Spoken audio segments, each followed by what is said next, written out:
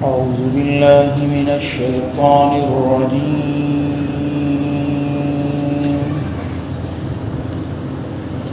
بسم الله الرحمن الرحيم.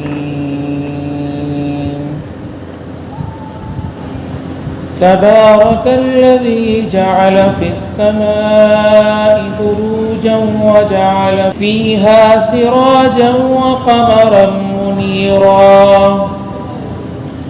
وهو الذي جعل الليل والنهار خلفة لمن أراد أن يذكر أو أراد شكورا.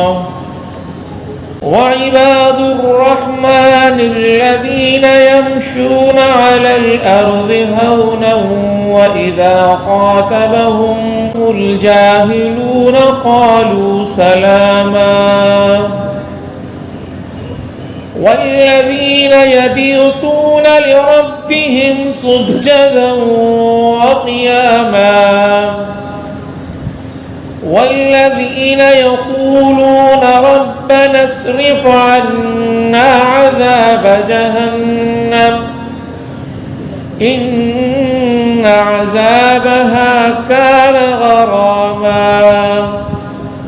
صدق الله مولانا العظيم وصدق رسوله النبي الكريم ونحن على ذلك من الشاهدين والشاكرين والحمد لله رب العالمين. درود شریف پڑھیے. اللهم صل على سيدنا مولانا محمد وعلى آل محمد كما صليت على إبراهيم وعلى آل إبراهيم إنك حميد مجيد.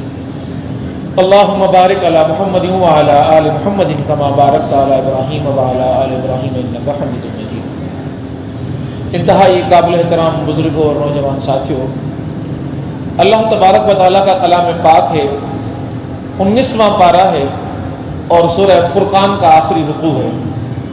اللہ رب العالمین سے دعا کرتا ہوں کہ مجھے ان آیات مبارکہ پر سچ کہنے کی توفیق عطا فرمائے. ہم سب کو ان آیات مبارکہ کے اندر اللہ رب العالمین کا موجود پیغام سمجھنے کی توفیق عطا فرمائے. اور آخر میں یہ دعا کریں گے کہ اللہ رب العالمین ہمیں ان آیات مبارکہ پر عمل کرنے کی توفیق عطا فرمائے. ان آیات مبارکہ کے اندر اللہ تبارک و تعالیٰ نے اپنا تعارف پیش کیا ہے، میں کیسا رب ہوں، اور اس کے بعد پھر رب کائنات نے اپنے بندوں کی صفات کو بیان فرمایا ہے کہ رب کائنات کو مطلوب بندے کیسے ہیں، ان کی صفات کیسی ہیں، ان کی خصوصیات کیسی ہیں. اللہ تبارک و تعالی ہم بندوں کے اندر کون سی صفات کو دیکھنا چاہتا ہے. اور رب کائنات فرما رہا ہے کہ تبارک الذی جعل فی السماء بروجا، برکت والی ہے وہ ذات. اللہ تبارک و تعالی خود کو برکت والی ذات کہہ رہا ہے، بھلائی دینے والی ذات، اپنے بندوں کے لیے بھلا سوچنے والی وہ ذات. تبارک الذی جعل فی السماء بروجا، جس نے بنائے آسمانوں کے اندر برج، وجعل فیہا سراجا وقمرا منیرا، اور جس نے بنائے اس آسمان کے اندر سورج کو بنایا، جس نے چاند کو بنایا. وہو الذی جعل اللیل والنہار خلفۃ، اور وہ رب، وہ ذات کہ جس نے دن کو بنایا اور رات کو بنایا دوسرے کے پیچھے آنے والا. لمن اراد ان یذکر او اراد شکورا، اور یہ اس لیے کیا کہ یہ جو بندہ ہے یہ ذکر کرے رب کائنات، اس کا شکر ادا کرے. ان دو آیات میں ہم دیکھیں کہ رب کائنات نے اس کائنات کی جو تخلیق کی ہے اس کا ایک نمونہ پیش کر دیا ہے کہ دیکھو میں نے کائنات کیسی بنائی ہے. محسوس یوں ہو رہا ہے کہ اگر کوئی دنیا کے اندر، ہم انسانی دنیا میں بھی دیکھتے ہیں، کوئی بندہ اگر یہ کہنا چاہے کہ میں بہت بڑا کھلاڑی ہوں، میں کرکٹ بہت اچھی کھیلتا ہوں، ہم اس کی بات کو، اس کی زبانی دعوے کو مانیں گے نہیں جب تک کہ وہ کھیل کے میدان میں اپنا وہ کھیلنا میں دکھا دے. اسی طرح کوئی مصور اگر یہ کہنا چاہے کہ مجھ سے بڑا مصور کوئی نہیں ہے، میں بہت بڑا مصور ہوں، ہم بولیں گے ہم تمہاری باتوں پر یقین نہیں کریں گے جب تک کہ ہم تمہاری صنائی نہ دیکھ لیں، جو چیز تم نے بنائی ہے اس چیز کو ہم لوگ نہ دیکھ لیں. تو رب کائنات یہاں پر اپنا تعارف پیش کرنے کے لیے کہ میں کیسا خالق ہوں، میں کیسا مالک ہوں، میں کیسا رب ہوں، میں کیسا پروردگار ہوں، میری تخلیق کیسی ہے، مجھے میری تخلیق سے پہچان. اور دیکھو میری تخلیق کیسی ہے کہ میری بھلائیاں تمہیں یاد آ جائیں گی، تم پر میری کرم نوازیاں تمہیں یاد آ جائیں گی. تم پر میرے احسانات تمہیں یاد آ جائیں گے اگر تم میری بنائی ہوئی اس قدرت کو دیکھو گے۔ برکت والی ہے وہ ذات تبارک الذی جعل فی السماء بروجا، جس نے آسمانوں کے اندر برج بنا دیے۔ اللہ رب العالمین برجوں کی بات کر رہا ہے۔ پھر فرمانا رب کائنات وجعل فیہا سراجا وقمرا منیرا۔ پہلی آیت کے اندر 3 چیزوں کا رب کائنات نے ذکر کر دیا، برجوں کا ذکر کر دیا، سورج کا ذکر کر دیا اور چاند کا ذکر کر دیا۔ عام زندگی کے اندر اگر ہم لوگ دیکھیں گے تو یہ چیز ہمیں اپنے لیے کوئی بڑی منفیت والی چیز نظر نہیں آئے گی۔ آسمانوں میں اگر برج ہے تو اس سے مجھ پہ کیا فرق پڑتا ہے؟ نبی ہوں گے تو مجھ پہ کیا فرق پڑے گا؟ عمومی زندگی کے اندر بندہ یہ سوال کرتا ہے۔ اسی طرح اگر سورج نہ ہو تو سورج کے نہ ہونے سے مجھ پر کیا فرق پڑے گا؟ چاند کے نہ ہونے سے مجھ پہ کیا فرق پڑے گا؟ میری زندگی تو زمین پر گزرتی رہے گی، لیکن یہ انسان کی بھول ہے۔ یہ رب کائنات کے بہت بڑے احسانات ہیں جن کا رب کائنات نے یہاں ذکر کر دیا ہے کہ میری بھلائیاں دیکھو، میری عطائیں دیکھ لو، میرے احسان دیکھ لو کہ میں نے کتنے بڑے احسانات تم پر کیے ہیں، کہ میں تو وہ برکت والی ذات ہوں کہ جس نے آسمانوں کے اندر برج بنا دیے ہیں۔ اب یہاں پر یہ بات آتی ہے کہ جب رب کائنات برجوں کی بات کر رہا ہے، جب رب کائنات آسمانوں کی بات کر رہا ہے، جب رب کائنات یہ کہہ رہا ہے کہ میں نے سورج بنایا، میں نے چاند بنایا، تو اس دنیا کے اندر ایسے بھی عقل کے اندھے لوگ موجود ہیں، عقل کے مارے لوگ موجود ہیں کہ جو کسی بھی چیز کو اللہ تبارک و تعالیٰ کے حوالے سے ناپنے کے لیے ایک معیار انہوں نے مقرر کر دیا ہے۔ اور وہ معیار کیا ہے؟ وہ کہتے ہیں سائنس کیا کہتی ہے اس کے بارے میں۔ اگر سائنس سے کہتے ہیں کہ ہاں واقعی آسمانوں کے اندر برج ہیں تو ہم برجوں کی بات ماننے کے لیے تیار ہیں، یا سورج کی تخلیق اور چاند کی تخلیق کہیں سے ثابت ہو جائے کہ واقعی اس کے اندر کوئی ایسی قدرت موجود ہے، ایسا کوئی راز موجود ہے، وہ راز ہمیں بتا دیا جائے تو پھر ہم اللہ رب العالمین کو ماننے کے لیے تیار ہے۔ ورنہ ہم کیسے مانیں کہ برج بھی اللہ رب العالمین نے بنایا آسمانوں کے اندر، سورج بھی اللہ رب العالمین نے بنایا آسمانوں کے اندر، اور چاند بھی اللہ رب العالمین نے بنایا۔ یہی وہ نقطہ ہے جس کو ہمیں سمجھنا ہے۔ اسی دنیا کے اندر آج سے 50 سال پہلے، 70 سال پہلے، 100 سال پہلے قرآن پاک کی ان آیات کو اٹھا کر دہریے اور ملحد لوگ مسلمانوں کا مذاق اڑایا کرتے تھے کہ تمہارا قرآن تو یہ کہتا ہے کہ آسمانوں کو میں نے تخلیق کیا ہے، سبع سماوات طباقا۔ سورہ ملک کے اندر رب کائنات بیان فرماتا ہے۔ پھر آتا ہے کہ وجعلنا سراجا وہاجا، رب کائنات مختلف جگہوں پر قرآن پاک میں سورج کے حوالے سے بات کر رہا ہے۔ رب کائنات اپنی برکتوں کی، اپنے احسانوں کی بات کر رہا ہے، ان برجوں کی تخلیق کے حوالے سے، آسمانوں کے حوالے سے، سبع سماوات طباقا، طبقہ طبقہ میں نے آسمان بنایا۔ اللہ رب العالمین نے ان احسان جتانے کے لیے، کرم نوازیوں کے لیے بتا رہا کہ میں نے برج بنایا، میں نے آسمان تخلیق کر دیے۔ یہ لوگ کہنے لگے ہم نے تو سیاروں تک جانے کی کوشش کی ہے، ہم نے جہاز تیار کر لیا، راکٹس تیار کر لیے، ہم آسمانوں تک چلے گئے، ہمیں تو کچھ نظر نہیں آیا، کوئی چھپر نظر نہیں آیا، کوئی جس کو تم آسمان کہتے ہو، جس کو تم کہتے ہو کہ ہمارا رب اللہ رب العالمین اوپر ہے، ہم تو انتہائی اونچائیوں تک چلے گئے، مسلمانوں کے خدا سے کہیں ہماری ملاقات نہیں۔ نعوذ باللہ ہونے کا قرآن پاک جھوٹ بولتا ہے۔ پھر یکایک ان کی ایک تحقیق سامنے آئی، پھر وہ لوگ خود یہ کہنے لگے کہ ذرا دنیا کے اندر تباہی سے بچنا ہے اگر تو ہمیں کام کرنا پڑے گا، اور وہ کام پھر ہمیں یہ کرنا ہے کہ آلودگی سے بچو، درخت اگاؤ، گندگی کو ختم کرو، دھواں ختم کرو۔ تو لوگوں نے کہا یہ کیا مہم شروع کر دی تم لوگوں نے؟ کہنے لگے کہ جی آسمانوں کے اندر ایک ایسا سامان بھی ہے، اس کو لوگوں نے فورٹیفائڈ اسپیئر کا نام دیا کہ وہ ایک سطح ہے جس کو اوزون ہم لوگ کہتے ہیں، ان لوگوں نے اپنا نام دے دیا، ہم اس کو اوزون کہتے ہیں، ان لوگوں نے کہا۔ اب اس کے اندر دراڑیں پڑنا شروع ہو گئی ہیں، اور ان دراڑوں کے پڑنے کی وجہ سے انسانوں کے اوپر بڑی مصیبت آنے والی ہے، زمین پر بڑی مصیبت آنے والی ہے۔ تو لوگوں نے کہا کیا مصیبت آنے والی ہے؟ کہنے لگے مصیبت یہ آنے والی ہے کہ یہ جو آسمان میں جو اوزون کی سطح ہے، اس میں جو دراڑ پڑ رہی ہے، یہ بنیادی طور پہ ایک چھلنی کا کام دیا کرتی تھی، یہ جو سطح ہے جس کو اوزون کہتے ہیں۔ اور چھلنی اس طرح کی تھی کہ سورج کی جو شعاعیں ہیں، اس میں سے ایک زہریلی شعاؤں کی بھی کئی اقسام ہیں جن کو کہ یہ سطح روک دیا کرتی تھی اوزون، اور جو انسان کے لیے مفید شعاعیں تھیں ان کو زمین پر آنے کی اجازت تھی۔ اب یہ کہ اس کے اندر دراڑ پڑ گئی ہے تو زہریلی شعاعیں بھی زمین پر آنا شروع ہو گئی ہیں۔ پھر ان لوگوں نے اور تحقیق کی، کہنے لگے کہ انسان کا جو مدافعتی نظام ہے یہ کمزور پڑ رہا ہے، بیماریاں اس کے اوپر زیادہ حملہ آور ہو رہی ہیں۔ کہنے لگے اس کا سبب بھی یہی ہے کہ مدافعتی نظام کو کمزور کرنے والی جو چیزیں وہ سورج کی وہ زہریلی شعاعیں جو زمین پر آ رہی ہیں، یہ انسان کے مدافعتی نظام کو کمزور کر رہی ہیں۔ لہذا اس اوزون کے اس خلا کو بھرنا چاہیے، اور یہ خلا تب بھرا جائے گا جب دباؤ کم ہو جائے، گیسیں کم اٹھیں، درخت اگاؤ تاکہ یہ آکسیجن وغیرہ یہ جذب کریں، مختلف قسم کی چیزیں، تب جا کر دنیا کے اندر سے دباؤ اس میں سے کم ہوگا۔ اب یہ جو مومن بندہ ہے وہ کہتا ہے کہ رب العالمین نے تو پہلے کہہ دیا تھا کہ تبارک الذی جعل فی السماء بروجا، برکت والی ذاتوں میں، بھلائیاں دینے والی ذاتوں میں. اور دیکھو کیسی بھلائی، خود ہی یہ لوگ مان رہے ہیں. ابھی جو بڑے راز ہیں اس کائنات کے اندر جو رب کائنات کھولتا چلا جائے گا، ان کو تو کروڑوں سال لگ گئے تب جا کے مجھے معلوم ہوا کہ اوزون بھی کوئی چیز ہے. انہوں نے خود ہی اس کو نام دے دیا. تو رب کائنات نے وہ جو تخلیق کر لی اوزون کی سطح ہے، کیونکہ اس کائنات کے خالق رب کائنات کے سوا کوئی اور نہیں ہو سکتا. اگر کوئی ایسی سطح تخلیق کی گئی تھی اس کائنات کے اندر کہ جو سورج کی شعاؤں کو چھان کر ہم تک پہنچاتی ہے، کہ زہریلی شعائیں میرے بندے پر نہ پڑ جائیں، اس کا مدافعتی نظام تباہ نہ ہو جائے، زندگی تباہ اور برباد نہ ہو جائے زمین کے اوپر، اس زندگی کو قائم رکھنے کے لیے، میرے اس بندے کی زندگی کو قائم رکھنے کے لیے رب کائنات نے اتنا بڑا نظام دنیا کے اندر قائم کر دیا. زہریلی شعائیں رک رہی ہیں اور مفید شعائیں نیچے آ رہی ہیں، اور یہ چیخ رہے اور چلا رہے ہیں کہ یہ جو پھٹ گئی ہے سطح، اس سے بڑا نقصان ہونے والا ہے، بڑی تباہی آنے والی ہے.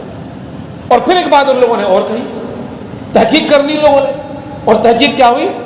اللہ رب العالمین نے تو قرآن پاک میں بہت پہلے کہہ دیا تھا کہ عزت السماء انفطرت، کہ جب آسمان پھٹ جائے گا تو یہ لوگ ہنسنے لگتے کہ بھائی کوئی پردہ تو ہے نہیں، کوئی چھپر تو ہے نہیں، کوئی چھتری تو ہے نہیں، کیا پھٹے گا؟ تم تو بیوقوفوں والی بات کرتے ہو، خلاف عقل بات کرتے ہو. نعوذ باللہ قرآن کا مذاق اڑانے لگ گئے، مسلمانوں کا مذاق اڑانے لگ گئے کہ یہ بات تو خلاف حقیقت ہے، کوئی بات سمجھ میں آنے والی نہیں ہے. آسمان کیسے پھٹے گا؟ یہ تو خلا ہی خلا ہے، یہ کیسے پھٹے گی؟ لیکن پھر یہ لوگ کہنے لگے کہ ہاں ایک ایسی ذات بھی ہے کہ جس نے بڑی قدرت اس دنیا کے اندر قائم کر رکھی ہے.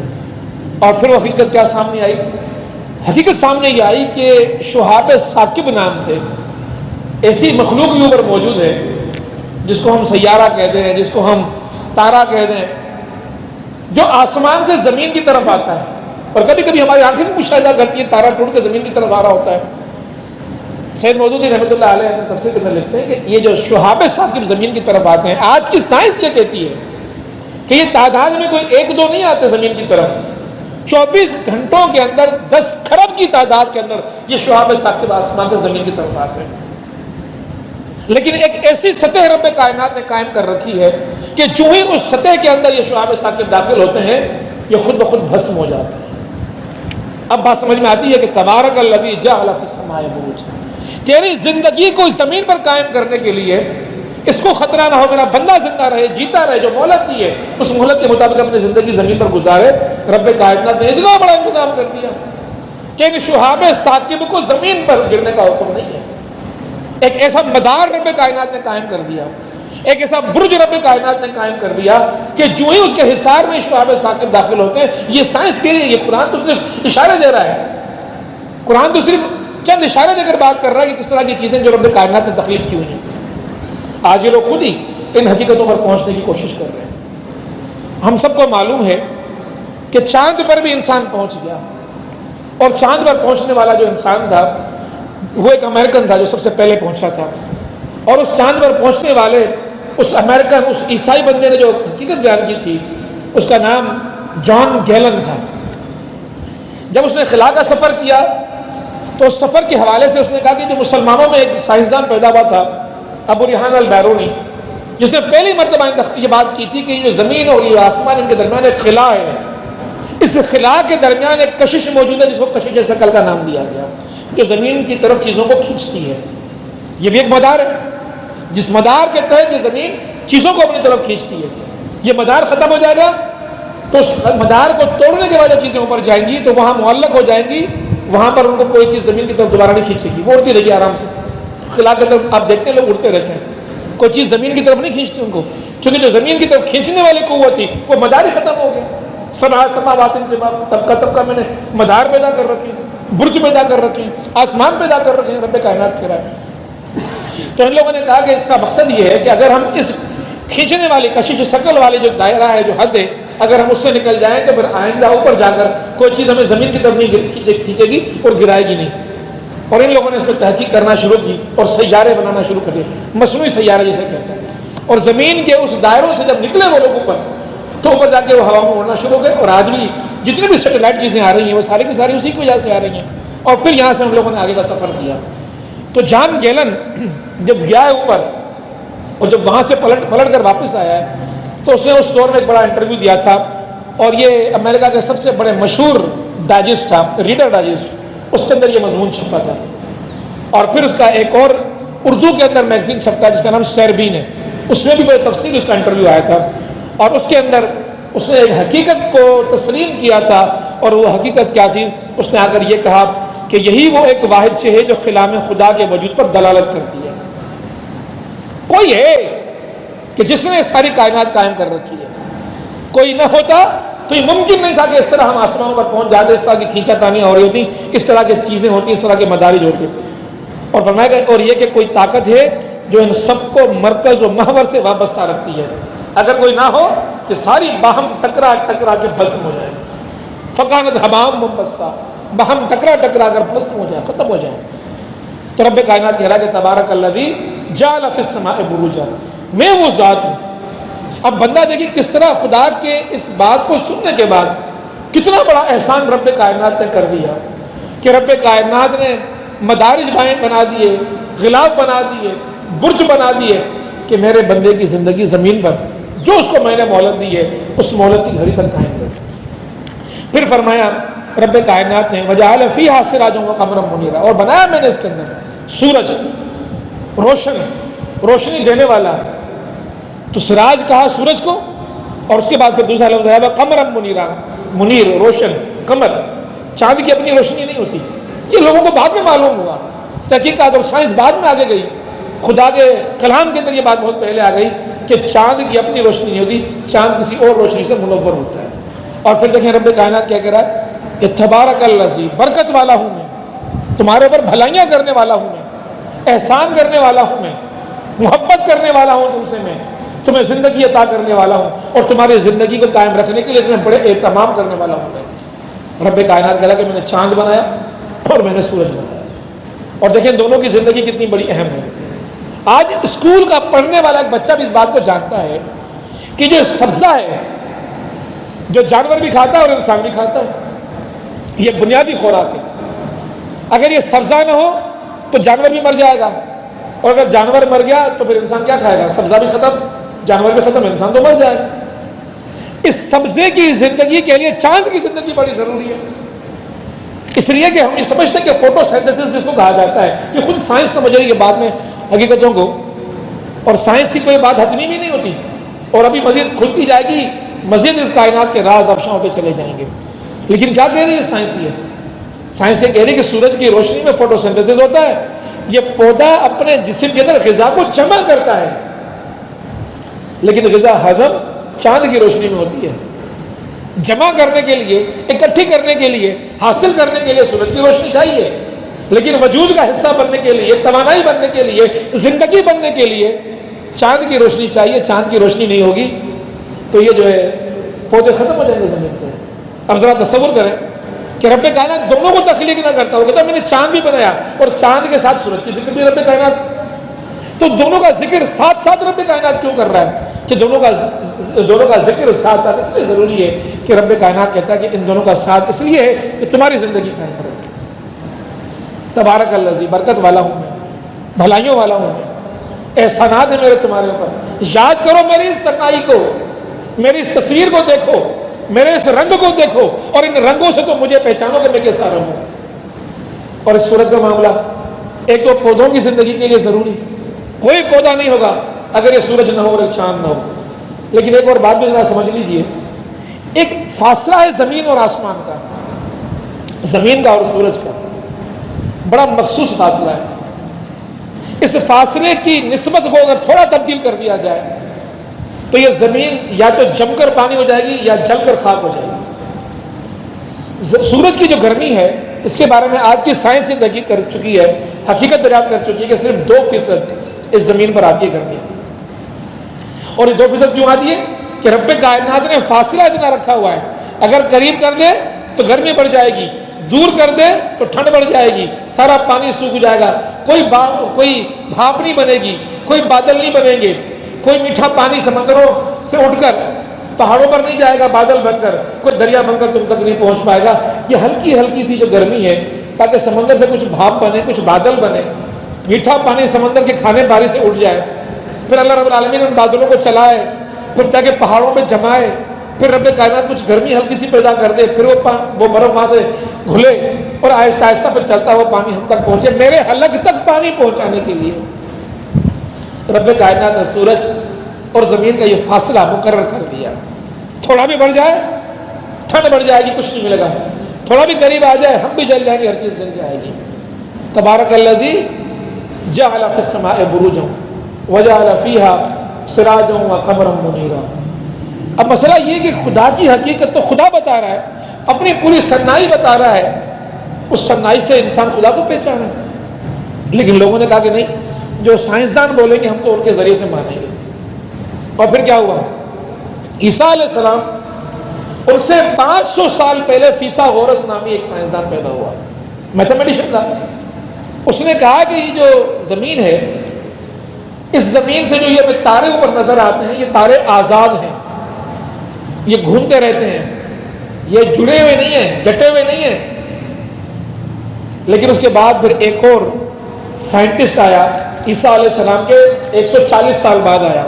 وہ 500 سال پہلے، یعنی کہ 640 سال گزرنے کے بعد ایک دوسرا سائنٹسٹ آیا جس کا نام بطلی موس تھا.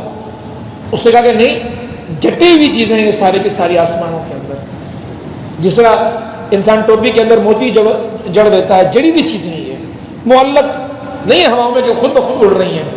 اور اس کو حکومت کی سرپرستی بھی حاصل تھی. 1400 سال تک تقریباً یا 1300 سال تک تقریباً لوگ اس کے نظریے کو صحیح مانتے رہے اور فیثاغورس کو مانتے ہی نہیں تھے، کہتے غلط ہے یہ. پھر گیلیلیو آیا اور چند اور سائنٹسٹ آئے، انہوں نے کہا کہ نہیں، وہ جو 1400 سال پہلے نہیں بلکہ 2100 سال پہلے جو چیز کہہ کر گیا تھا وہ صحیح تھا، یہ غلط ہے. تو ان کی علم اور عقل کا تو معاملہ یہ کہ تو بیچارے کچھ آج کہتے ہیں کچھ پتہ نہیں، کل اس کی حقیقت سامنے رہے بھی کہ نہ رہے، وہ چیز موجود رہے بھی کہ نہ رہے، کل اسے ہٹ جائیں گے، خود ہی اس کو انکار کر کے بیٹھ جائیں گے. لیکن جو رب کائنات نے کہہ دیا وہ برحق ہے. اور رب کائنات کیا کہہ رہا ہے؟ رب کائنات یہ کہہ رہا ہے کہ تبارک الذی جعل فی السماء بروجا وجعل فیہا سراجا وقمرا منیرا وہو الذی جعل اللیل والنہار خلفا. اور وہی تو ہے کہ جس نے دن کے بعد رات اور رات کے بعد دن رکھا. اگر ایسا نہ کرتا، دن ہی دن رکھتا، رات ہی رات رکھتا، تو یہ زندگی یہاں قائم نہیں رہ سکتی تھی. زندگی کو قائم رکھنے کے لیے رب کائنات نے اتنا بڑا نظام کر دیا. اب رب کائنات کیا کر رہا ہے؟ اپنے بندوں سے مخاطب ہو کر کہہ رہا ہے یہ سب کچھ میں نے صرف اس لیے کیا کہ لمن اراد ان یذکر او اراد شکورا. یہ میں نے اس لیے کیا کہ تو یاد کرے مجھے اور تو میرا شکر گزار بن جائے. یعنی کہ رب کائنات اتنا بڑا انتظام کرتا ہے، اپنے بندے کے لیے انتظام کر رہا ہے. قرآن پاک میں رب کائنات فرماتا ہے کہ هو الذی جعل لکم ما فی الارض جميعا، میں ہی تو وہ ہوں کہ زمین پر جو کچھ بھی ہے میں نے تیرے لیے جمع کر رکھا ہے. یعنی کائنات کا دولہا تو یہ بندہ نظر آتا ہے، اس کے لیے سارا اہتمام ہے. سورج اس کے لیے ہے، چاند اس کے لیے ہے، برج اس کے لیے ہے، آسمان اس کے لیے ہے، ہوائیں اس کے لیے ہیں، چرند اس کے لیے ہیں، پرند اس کے لیے ہیں. قرآن پاک کو اٹھا کے بندہ پڑھتا چلا جائے. خدا خود قرآن میں کہہ رہا ہے کہ هو الذی جعل لکم ما فی الارض جميعا، جمع کیا ہے جو کچھ زمین پر میں نے تیرے لیے جمع کیا ہے.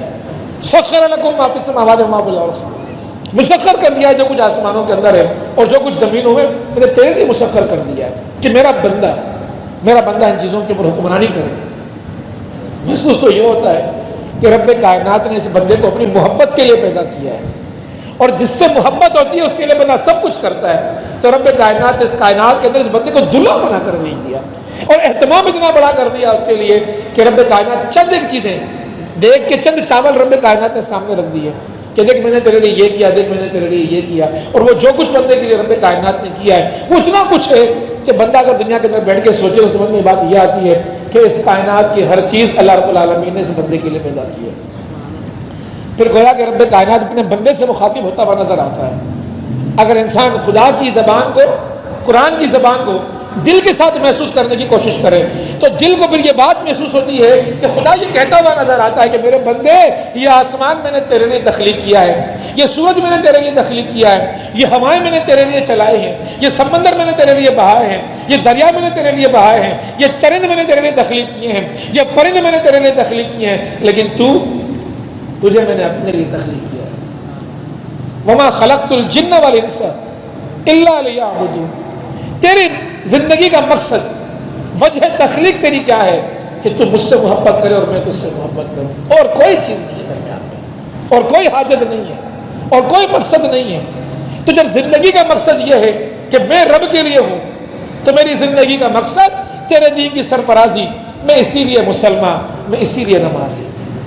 اللہ تبارک و تعالیٰ اپنے بندے سے تعارف کرانے کے بعد یہ کہہ رہا ہے کہ تیرے یادوں میں، یاد ذکر جو انسان کرتا ہے وہ اس کا تعلق دماغ سے ہوتا ہے، شکر کا تعلق انسان کے دل سے ہوتا ہے، کہ تیرے دل اور دماغ میں کوئی اور نہ رہے، تیرے دل میں بھی میری یاد رہے، تیرے دل میں بھی میرا شکر رہے، دماغ اور دل سے تو میرا ہو جائے، ان میں میری محبتیں پیدا ہو جائیں، تو میرا ہو جا، میں یہ چاہتا ہوں تو تجھے اپنا کرنے کے لیے میں نے اس کائنات کے اندر اتنی نشانیاں چھوڑنی ہیں کہ تو ان نشانیوں پہ سوچے گا تو میرے سامنے اگر جھکے گا تو میرا احسان مانے گا۔ اللہ رب العالمین نے اپنا تعارف پیش کیا ہے 2 آیات میں، دن اور رات کی بات کی، 2 آیات میں سورج اور چاند کی بات کی اور برجوں کی بات کی۔ تبارک الذی جعل فی السماء بروجا وجعل فیہا سراجا وقمرا منیرا وهو الذی جعل اللیل والنہار خلفا لمن اراد ان یذکر او اراد شکورا۔ اب رب کائنات فرماتا ہے کہ وہ عباد الرحمن، اب یہاں پہلی صفت ہے جو رب کائنات اپنے بندے سے چاہ رہا ہے، پہلے اپنا تعارف، اب میرے بندے کون سے ہیں، تو سب سے پہلے عبودیت کی بات کی ہے رب کائنات نے، وہ عباد الرحمن، اور بندگی کے ساتھ بھی رحمان کا لفظ رب کائنات نے اختیار کر لیا۔ تو بندہ ہے، میں رحمان ہوں۔ بندہ کیا ہوتا ہے؟ غلام ہوتا ہے۔ غلام تو کس کا ہے؟ رحمان کا غلام ہے۔ اور عربی زبان کے صیغوں کو اگر سمجھا جائے، رحمان فعلان کے وزن پر ہے، اور فعلان کے وزن پہ جتنی بھی چیزیں ہوتی ہیں ان کے اندر شدت پائی جاتی ہے۔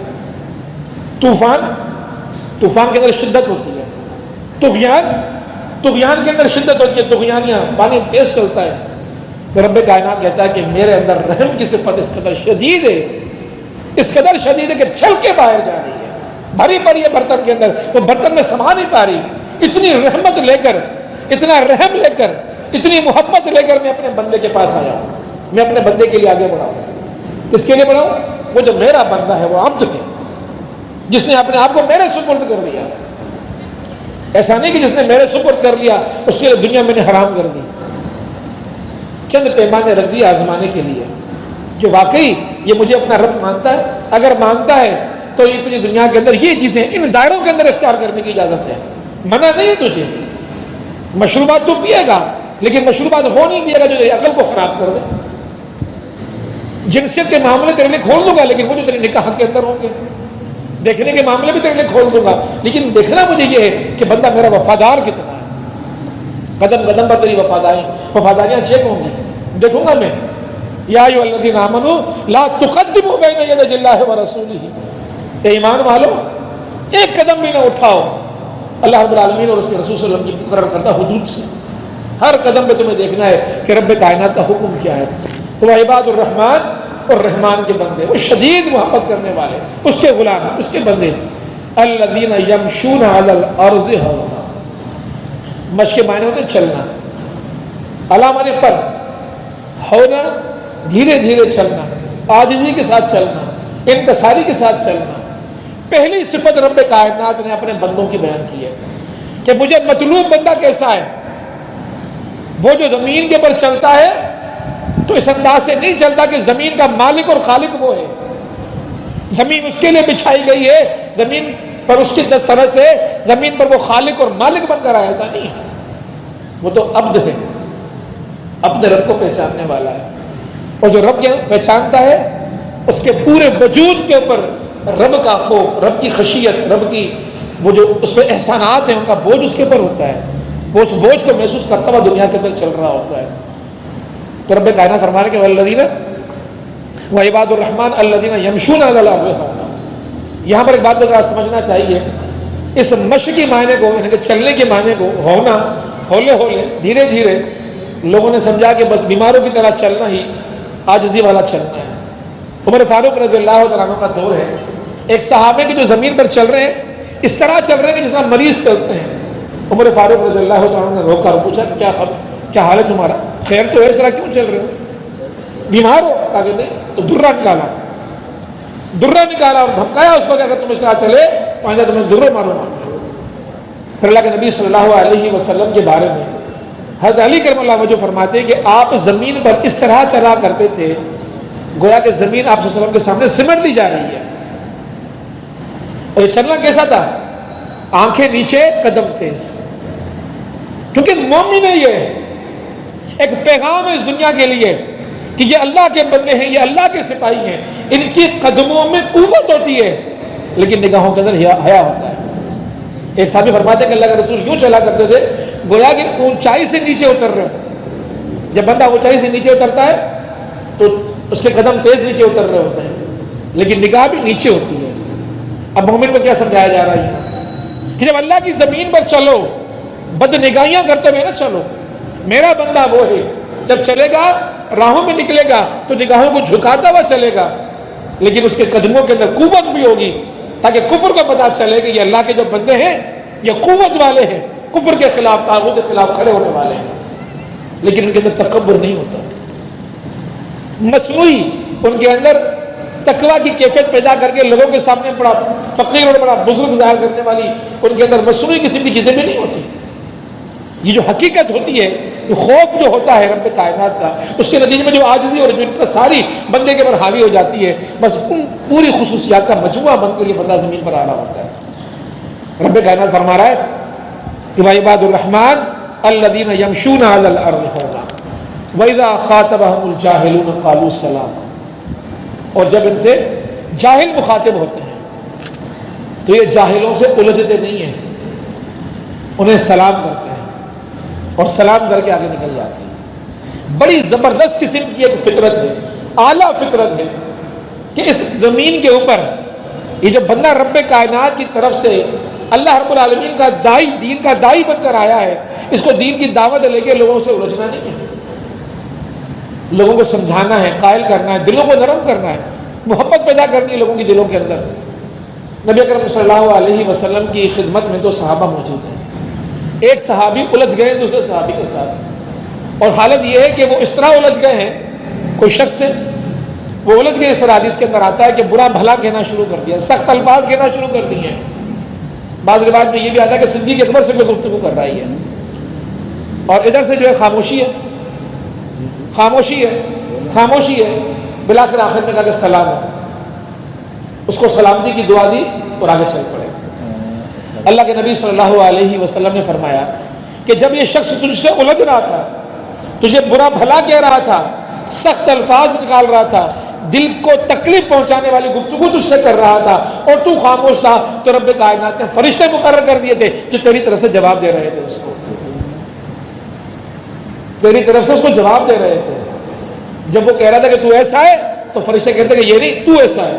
فرشتے مکالمہ کر رہے تھے تیری طرف سے، اس کے ہر الزام، اس کی ہر سخت گفتگو، اس کی ہر الزام تراشی کے نتیجے کے اندر فرشتے جواب دے رہے تھے. اور جب تو نے کہا نا کہ تجھ پر سلامتی ہو، تب بھی فرشتے نے یہ کہا اس کو کہ تجھ پر نہیں، اس پر سلامتی ہو. یہ اللہ کے رسول صلی اللہ علیہ وسلم کی حدیث ہے کہ جب بندہ رب کے لیے برداشت کر رہا ہوتا ہے، رب کی خاطر برداشت کر رہا ہوتا ہے، تو معاون اور مددگار رب کی ذات بن جاتی ہے. تو رب کائنات یہ نہیں چاہتا کہ یہ بندہ زمین کے اوپر الجھنے والا، لڑنے والا، پھٹے کرنے والا، غصہ دکھانے والا، لڑائیاں کرنے والا، فساد برپا کرنے والا بندہ بن گیا. رب کائنات کو ایسے بندے پسند نہیں ہیں. برداشت کرنے والا، ہضم کرنے والا، ضبط کرنے والا، جذب کرنے والا اپنے اندر، رب کائنات کو ایسے بندے پسند ہیں. اللہ تبارک و تعالیٰ نے صفت بیان فرمائی یہاں پر کہ یہ بندے جو ہیں میرے بندے. دوسری صفت رب کائنات نے بیان فرمائی. پہلی جو ظاہری نظر آتا ہے بندہ، کوئی بندہ سامنے چلتا ہوا نظر آ جائے تو اس معاشرے کے اندر وہ بالکل نکھر کر سامنے آ جاتے ہیں کہ یہ اللہ کے بندے ہیں. حبشہ کے اندر جب ہجرت کر کے صحابہ گئے ہیں تو واقعات کے اندر یہ لکھا ہوا ہے کہ حبشہ ایک الگ ملک تھا، ایک الگ شہر تھا. وہاں جب یہ لوگ گئے تو اللہ کے نبی صلی اللہ علیہ وسلم کی طرف سے تربیت یافتہ یہ لوگ تھے، دین کو سمجھنے والے یہ لوگ تھے. تو لوگ ان کے رویوں کو، ان کے کردار کو، ان کے اخلاق کو، ان کے معاملات کو دیکھ کر بڑے حیران ہو گئے. جا کے بادشاہ کی بارگاہ میں ذکر کیا کہ ایسے لوگ ہیں، بات کرو تو ان کا انداز یہ، دیکھو تو یہ انداز ہے ان کا، نگاہیں نیچی ہیں، چالیں ان کی ایسی ہیں، گفتگو ان کی ایسی ہیں. طلب کر لیا. بادشاہ نے پوچھا کہ تم کون لوگ ہو، کہاں سے آئے ہو؟ کہا کہ ہم تو مکہ سے آئے ہیں. تمہارے اعتبار، تمہارا اٹھنا، تمہارا بیٹھنا، تمہارے معاملات، تمہارے گفتگو یہ بالکل مختلف ہے. تمہاری تربیت کس نے کی ہے؟ کہا کہ محمد مصطفیٰ صلی اللہ علیہ وسلم نے کی ہے. دیکھیں دعوت نہیں پہنچائی تھی، جا کے مکالمے نہیں کیے تھے، مباحثے نہیں کیے تھے، کردار کی خوشبو تھی کہ وقت کے بادشاہ کے دربار تک وہ خوشبو پہنچ گئی اور وہ پوچھا کہ بتاؤ کہ تمہاری اسی تربیت کس نے کی ہے؟ کہا کہ محمد مصطفیٰ صلی اللہ علیہ وسلم نے کی ہے. کہا کہ پھر ایسی شخصیت تو میں بھی ایمان لے کر آنا چاہتا ہوں. جو وزراء جو تھے، صاحب تھے، سمجھدار تھے، انہوں نے کہا کہ ایسا نہ کریں، جلدی نہ کریں، یہ لوگ کہہ رہے کہ وہ ایسے ہیں، تو یہ جو ہمارے عیسائی دانشور پیشوا پادری جو یہاں پر موجود ہیں بڑے بڑے، ان کو بھیجیں ذرا مکہ، وہ لوگ وہاں جائیں، جا کے دیکھیں، تحقیق تو کریں کہ واقعی یہ جو کہہ رہے ہیں وہ رسول خدا کا ہونے کا جو دعویٰ کر رہے ہیں محمد مصطفیٰ واقعی ایسے ہے کہ نہیں ہے. ذرا ان کو بھیجیں ذرا تحقیق کر کے آج یہ لوگ یہاں سے گئے. مکے کے اندر بڑی خبر پہنچ گئی کہ بھئی حبشہ سے عیسائی عالموں کا بڑا وفد آ گیا ہے، آج تو دودھ کا دودھ اور پانی کا پانی ہو جائے گا. ہم تو اہل کتاب ہیں نہیں، ہمیں تو چیزوں کا پتہ ہی نہیں ہے. تو بڑا شورا سا ہو گیا اس وفد کا، اور وہ پوچھتا کعبۃ اللہ شریف پہنچا ہے، آقا نامدار کے سامنے آ کر بیٹھ گیا ہے. لوگوں کا ہجوم جمع ہو گیا کہ دیکھیں کیا ہوتا ہے. آج تو حقیقت کھل جائے گی. یہ جو کہہ رہے نا کہ میں نبی ہوں، اور ان کے بقول مشرکین کے بقول کے نبی نہیں ہے، آج تو حقیقت کھل جائے گی. پانی کا پانی دودھ کا دودھ ہو جائے گا. پھر معاملہ یہ ہوا کہ وہ سوال کر رہے، اللہ کے رسول صلی اللہ علیہ وسلم جواب دے رہے، تو وہ جواب میں کہہ رہے ہیں کہ آپ نے سچ فرمایا. پھر سوال کر رہے، پھر وہ لوگ جواب دے رہے کہ آپ نے سچ فرمایا. یہ گفتگو اس طرح ہو رہی ہے. پھر سوال کر رہے ہیں، پھر جواب آ رہا ہے، اور پھر انہوں نے کہا کہ آپ پر سلامتی ہو. یہ کہہ کر وہ لوگ اٹھ کر جاتے لگ گئے. اب مکہ والے تو حیران ہو گئے، یہ سلامتی کی دعائیں دے کر محمد مصطفیٰ یہ تو مایوس ہونے کے بجائے یہ تو مانوس ہو کر جا رہے ہیں یہاں سے. یہ ان کے پیچھے چل پڑے، تالیاں پیٹنے لگ گئے، ان کو برا بھلا کہنے لگے، ان کو آر دلانے لگ گئے کہ تم سے اچھے تو ہم تھے، کتنے سالوں سے یہ سی باتیں ہمارے سامنے کر رہے تھے، ہمیں تو یہ لاجواب نہ کر سکے، تم سے تو بنی نہیں کوئی بات، تم تو بحث کر ہی نہیں سکے، تم تو گفتگو کر ہی نہیں سکے. تو پھر انہوں نے سلام کیا اور آگے چل پڑے. اللہ رب العالمین کو یہ ادا بڑی پسند آئی کہ یہ ہوتا ہے تحریک کا انداز، یہ ہوتا ہے دعوت کا انداز، یہ ہوتا ہے تبلیغ کا انداز. اپنے رویے سے اور اپنے کردار سے لوگوں کے دلوں کو جیتنا. تو رب کائنات نے بیان فرمایا وعباد الرحمن الذین یمشون علی الارض ہونا واذا خاطبهم الجاہلون قالوا سلاما. مزید اس کے اندر صفات کا ذکر ہے. کل 13 صفات ہیں، میں نے آپ کے سامنے 2 صفات کا ذکر کیا ہے. اللہ رب العالمین سے دعا کرتے ہیں کہ رب کائنات نے آئندہ کبھی موقع دیا تو انشاءاللہ باقی صفات کی گفتگو ہوگی. اقول قولی ھذا استغفر اللہ لی ولکم ولسائر المسلمین